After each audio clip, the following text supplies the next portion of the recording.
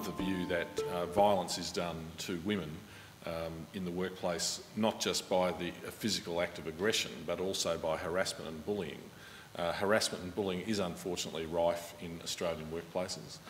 Over 24% of women say that they have been harassed or bullied in the workplace, and that can be verbal, and it can go up to and include rape, which has unfortunately occurred. For my union, we've learnt by bitter experience, both in the workplace but also internally, that we need to have very strong policies and, more importantly, actions to ensure that women are protected in the workplace.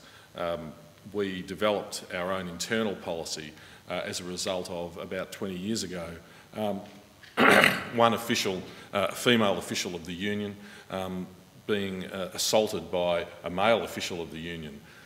We did not have at the time a strong policy. Of course, we always profess equality. We always say and have said for many years, utilising the language that's been current for about 20 years, but for longer than that, that harassment and bullying is unacceptable. But when it came to actually doing something about it in the workplace, in fact in our own workplace, we just did not know how to deal with it. The result of that assault was, after many court cases, that the perpetrator was finally sacked and expelled from the union.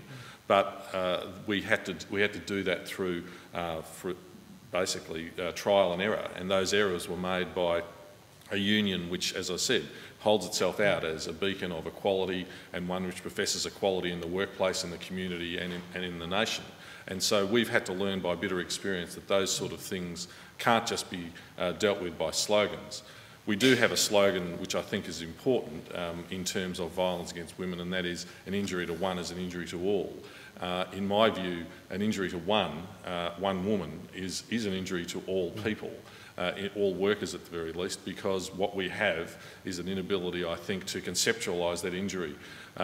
As I say, you injure somebody, you do violence to somebody by bullying and harassing them. You don't actually have to physically touch them or make them, put them in fear of a physical act for that to encompass violence. And it's my view, and I've got to say proudly, after that extreme trial and error, that it is also the view of my union that it is simply unacceptable for workers or employers to perpetrate violence in any form against workers, and especially against women workers, because, as I say, we've got to have the view that an injury to one is an injury to all.